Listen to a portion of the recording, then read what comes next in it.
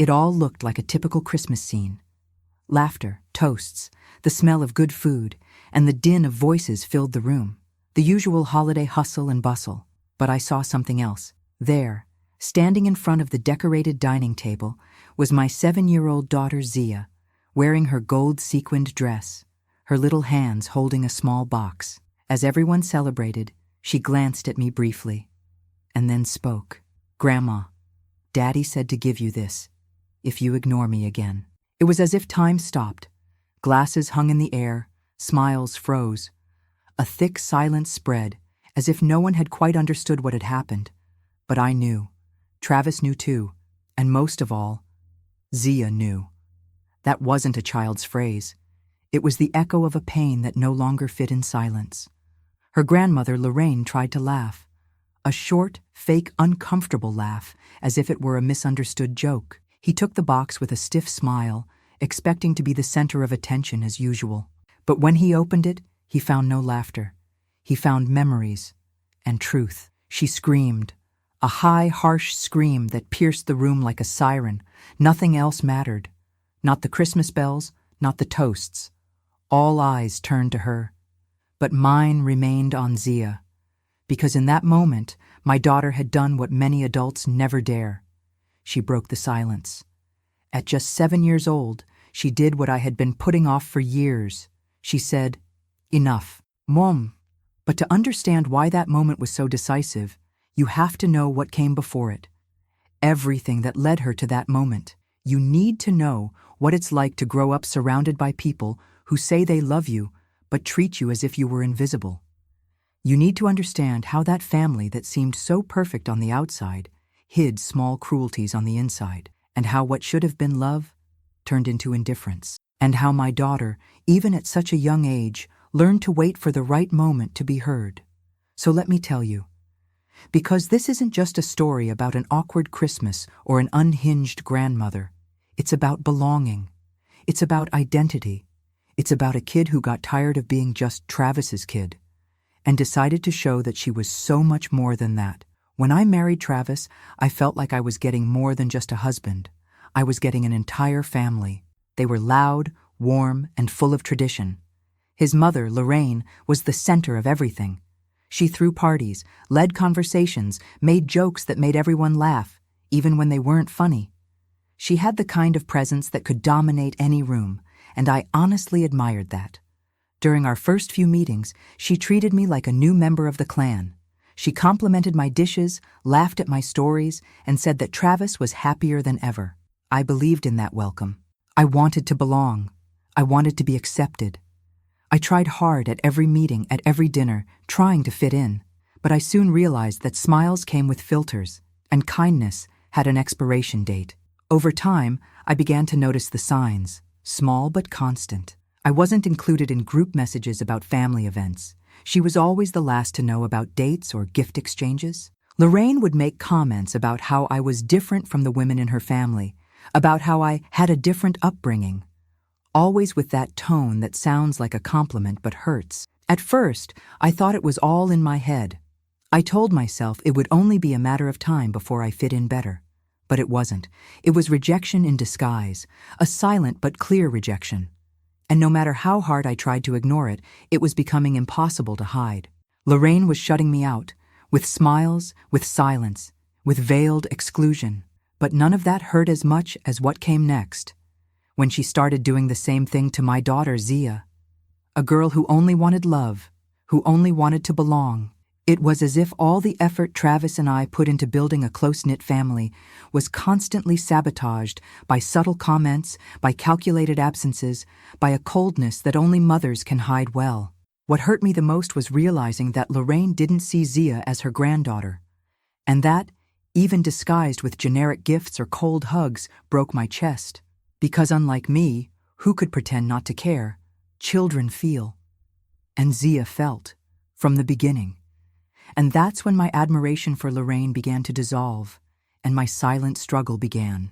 Zia came into our lives when she was still a baby. She was 2 years old when she met Travis, and from the beginning, he treated her with a care that touched me. There were no barriers, no distance, no doubts. He threw himself into that relationship as a father. Eventually, he legally adopted Zia, and we never used the word stepfather in our home again. He was a father. She was a daughter, period. But if it was simple for us, it never was for Lorraine. At first, she made an effort. She would bring a cheap toy to parties, ask how Zia was doing. But if you paid a little attention, you could tell the difference. When she gave presents to her grandchildren, her eyes would light up, except when it was about Zia. For everyone else, there was a party. For Zia, there were leftovers. Zia grew up realizing this.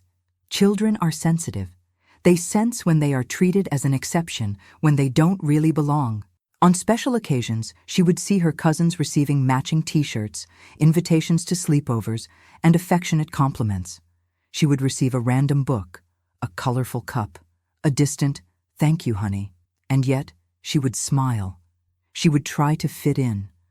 The worst part wasn't the cheap gift. It was what came with it. The silence, the absence, the feeling of being there but not being seen. One Christmas, Lorraine had personalized plates made with each grandchild's name on them, all with gold letters, hand-painted. For Zia, a plain plate, taken from the cupboard, one of the old ones. She sat at the table and whispered to me, "Maybe she thinks I'm just visiting." That destroyed me, but I smiled, because I didn't want to make a scene. I thought I was protecting my daughter by keeping the peace, that the love of family was greater than that discomfort. But over time, I realized that my attempt to protect only taught something else.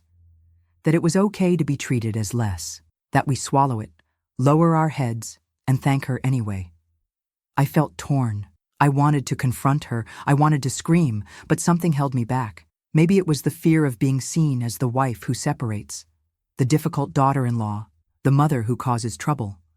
So instead, I held Zia tighter at night. I told her that she was loved, that this would pass. But deep down, I knew. Words were not enough when the gesture she most expected did not come from me. It came from someone who ignored her. For a long time, I kept quiet. I swallowed every slight, every sideways glance, every covert exclusion. I convinced myself that I was doing this for Zia, that preserving the family atmosphere was more important than picking a fight, that as the adult, it was my job to maintain harmony, even when the price was my own pain.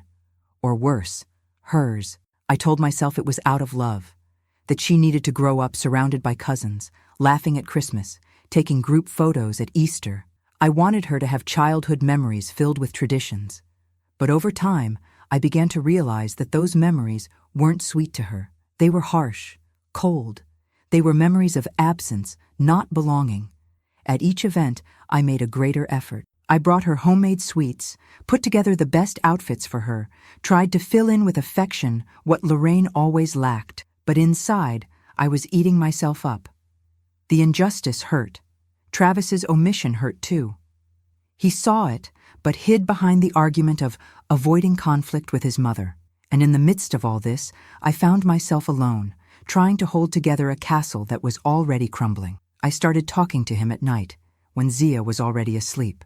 This brought out what she was feeling, what I was feeling. He listened, agreed in part, but never took action. He always said he would talk to his mother later. That later never came. And with each new Christmas, with each new symbolic gift, I felt that we were losing something much more important than Lorraine's affection, our daughter's self-esteem. And I'm no saint. There were times when I thought about not going anymore, about cutting it all out. But then the doubt came, what if this hurts even more? What if Zia thinks she was the problem? So we went back. We went back to the same script, forced smiles, hard hugs, and another dose of sweet contempt, the kind that no one sees. Only those who feel it, and those who feel it don't forget. What I didn't know was that while I thought I was protecting Zia by keeping the peace, I was actually teaching her something else, that being invisible is okay, that staying silent is safer than standing up for yourself, that someone else's pain is worth more than our own. And that was breaking me inside. And sooner or later, something would have to change. That Christmas began like all the others, with a hidden hope. I prepared everything with care, as always. Matching outfits, homemade cookies, carefully wrapped presents. But for the first time, something inside me already knew. I no longer expected approval. I was just alert, like someone who senses a storm coming, but goes anyway. Zia was radiant in her gold dress, the same one she had chosen. Her eyes were shining, albeit subtly. She had made a gift for Lorraine herself in art class, a small, hand-painted wooden box with the name Grandma written in crooked glitter. It was simple, but filled with love and hope. I helped her wrap it in decorative paper. She couldn't wait to give it to me. We arrived at Lorraine's house, and everything looked the same.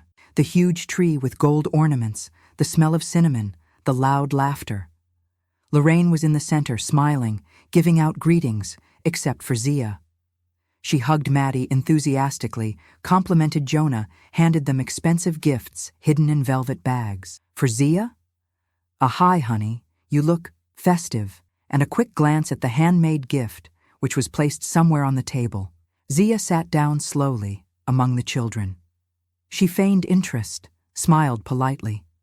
But I saw it. I always saw it. Her smile slowly fading, her hope fading. I wanted to say something, but the room was full. The laughter seemed too loud for any truth to fit in there. So I took a deep breath and held back my own indignation once more. But what came next was worse. During the gift exchange, Lorraine put on a real show. She called each grandchild as if they were a prince. Jonah got an envelope stuffed with cash. Maddie got an iPad and a silver bracelet. Then came Zia. Lorraine held up a small bag and said, "For you, honey, I didn't want you to be completely left out." Inside was a lavender candle and a tag, "For Travis's little girl." That was the end. A thin, deep cut. Zia took the gift, went back to the couch, and said nothing. She didn't cry. She didn't complain, but I saw her eyes go blank. It was as if she was fading away to fit in what was left of that moment. And that's when everything changed. Because it was at that moment that Travis silently remembered what he had agreed with his daughter, and what was inside that red box, kept for months. That night, after dinner, everything seemed to be going as usual. The kids were playing. The adults were talking about things no one was really listening to. But Travis was acting strange. Too quiet. He was looking at Zia differently. It wasn't until we got home that he said, in a low voice, as he washed his hands in the sink, "I told Zia to give me the box, if that ever happened again. And she remembers." I stood there, staring at him. The box. The one he had wrapped months ago, when he had seen with his own eyes how Lorraine had treated Zia on Jonah's birthday. I remembered that day. Zia had gotten the last piece of cake, no candles, no decorations. Afterward, she had asked Travis if she was someone's cousin. He hadn't said anything. But that night, she had written a letter. She had printed out the adoption papers. She had wrapped everything in red paper. He didn't tell me at the time. He said now, with his eyes downcast, that he wanted to avoid any more arguments, that he preferred to give Zia the power to decide. When she feels she can't take it anymore, she'll hand it over. It was a small gesture, but it was full of everything he couldn't do with words. Protection, love, recognition, and, above all, respect. In the bedroom, Zia held the candle in her lap. Her eyes were fixed on it, but her mind was clearly elsewhere. That's when she asked, "Is Grandma mad at me?" Travis walked over, crouched down beside her, and calmly replied, "No, my love. Grandma just forgot something important. But I think she'll remember soon." Zia looked to the side. The red box was there, on the nightstand. She placed the candle next to it and said, with impressive firmness, "We're having brunch tomorrow, right? I'll give it to her." And it was only then that I realized my daughter didn't want revenge. She wanted to be seen, and she had decided that now was the time. That night, she got ready with the calm of someone who knew what she was about to do. She chose the same gold dress. She straightened her curls. She took out the tiara she had worn on the day of her adoption. I didn't say it was for good luck, but I knew, she knew, Travis knew. The decision was made. And the next day wouldn't be just another Sunday with dessert on the table. It would be the day Zia stopped asking to be accepted and started standing up for herself with the quiet courage of a 7-year-old. The next morning, Zia dressed without rushing. Every gesture she made was careful, as if she were preparing for something big. And she was. Travis and I exchanged silent glances. It was as if we knew that after this day, nothing would ever be the same. In the car, she held the red box in both hands, steady, fearless, like someone carrying an ancient truth about to be spoken aloud. We arrived at Lorraine's house. Everything was the same wreath on the door, the smell of baking, the empty compliments. But something was different, inside us.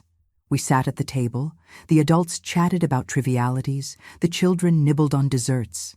Lorraine, as always, gave selective attention, and once again, she ignored Zia's new dress. Not a comment, not a glance. It was as if she wasn't there. It was then that Zia stood up. Without warning, without fear, she walked to the head of the table, where Lorraine was smiling with a glass of wine in her hand. She placed the red box in front of her and said in a small, clear voice, "Daddy told me to give you this if you ignore me again." Lorraine laughed, not understanding. "What is this, honey?" But Zia didn't answer. She just returned to her seat and sat down beside me, serene. The room froze. Eyes turned to Lorraine, who was now holding the box with some discomfort. She tried to maintain control, as she always did. She undid the ribbon with theatrical delicacy, tore the paper slowly, as if it were a game, but when she opened it, the color of her face changed. Inside the box was a photo. Travis holding Zia on his lap, on the day of the adoption. At the bottom of the frame, it read, "Day 1, Dad." She didn't have time to compose herself. Beneath the photo was a letter. Lorraine opened it, her fingers already shaking, and began to read. It was Travis's handwriting. Each word peeled away her facade, one layer at a time. The letter read, "Mom, if you're reading this, it's because you've hurt my daughter again. Not just my daughter by love, but by choice, by law, by promise. If you can't love her as a granddaughter, then you can't love me. And if that doesn't change, you have no place in our lives anymore." Lorraine dropped the letter as if it were burning. She screamed. A dry, desperate scream that tore through the air with brutality. It wasn't pain. It was wounded pride. She stood up, pushed back her chair, and accused me of manipulating Travis. She said I'd turned him against his own mother. But this time, I didn't hold back. I looked her in the eye and said, "Zia gave you a chance. You chose not to see it."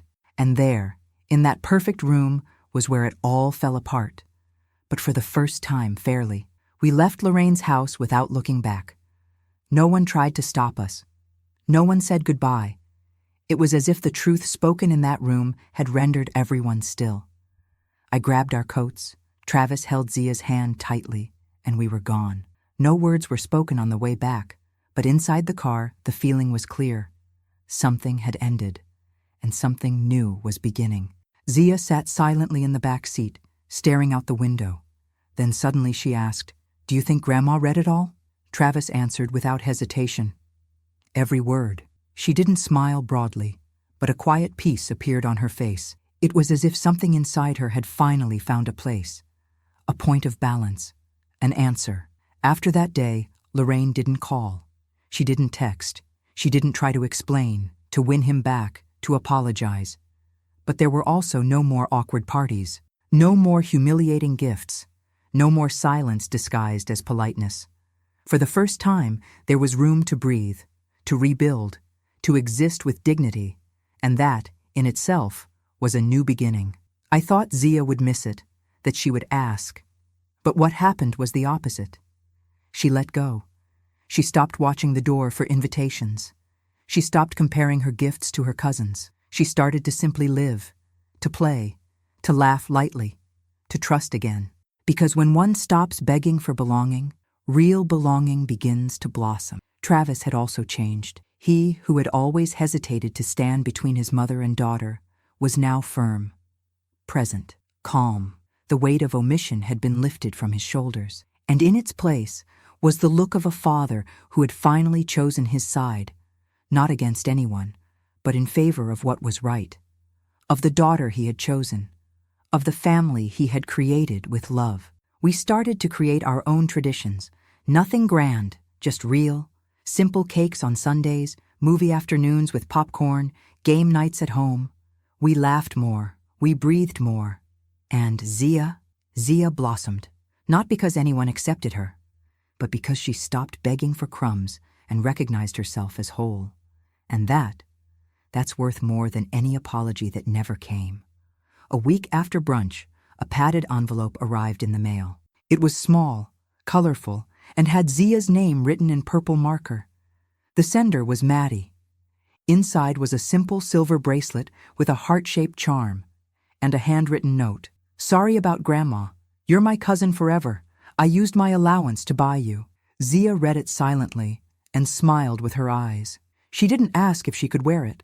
She just put it on her wrist, adjusted it carefully, and stared at it like someone looking at a hard-earned medal. That gesture from Maddie, pure, sincere, voluntary, meant more than any Christmas present before, because it wasn't about price. It was about recognition, about connection, about real belonging, even if silent.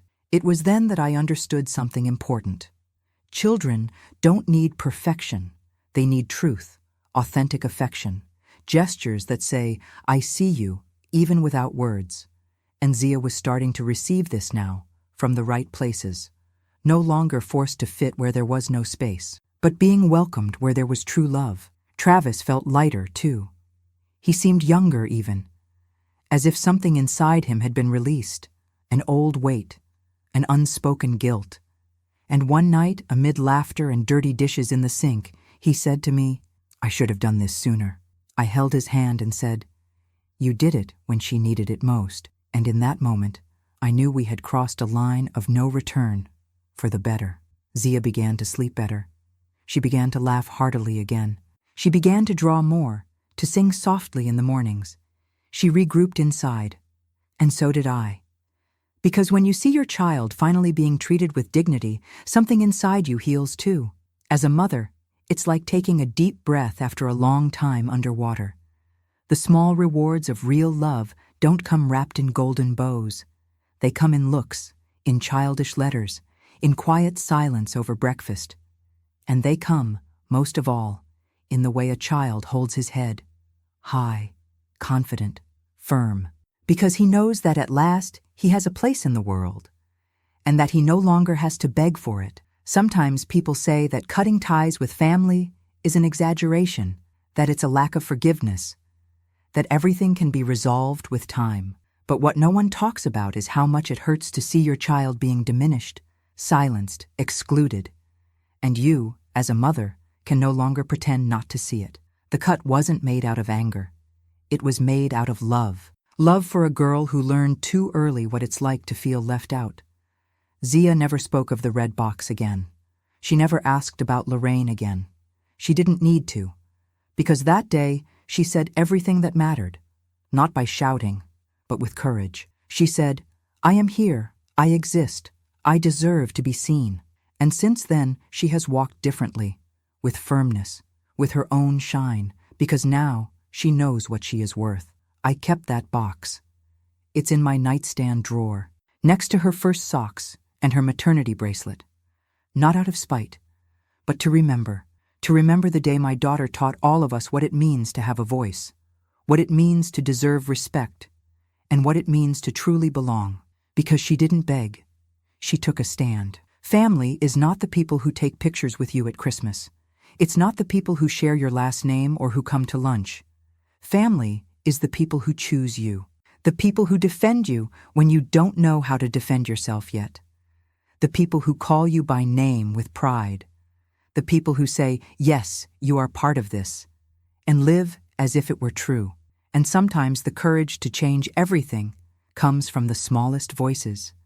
From a 7-year-old girl in a gold dress holding a box, a girl who was tired of being invisible, who didn't want to hurt anyone. She just wanted to be seen, and she was. Because that day, she didn't just hand over a box, she handed over a truth. and made room for a new story to begin.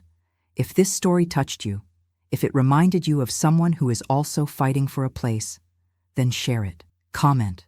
Show someone who needs to hear it. You are not alone. Sometimes change begins with a simple act of courage, and even the smallest gesture can echo forever.